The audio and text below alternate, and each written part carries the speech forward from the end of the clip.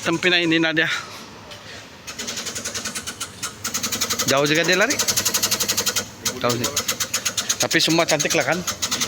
Nanti kalau ada apa-apa kau beritahu ah. Nah, saya paling suka sini elemen.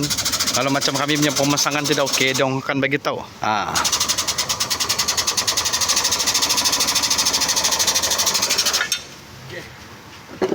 Nah, ini dia sekarang ini mau adjust chamber ini.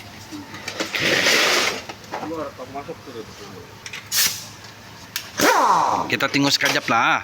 Kita tidak boleh tunggu lama sebab saya punya tugas panjang lagi di workshop. Nah, dia punya begini tempinai.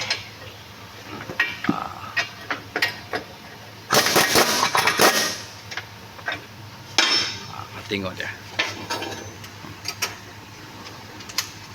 Ini bidang dia.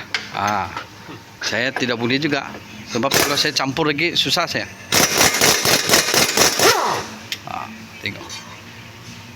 Jadi siapa-siapa mau pergi elemen, kau tengok muka dia ni. Oh, tengok muka dia ni.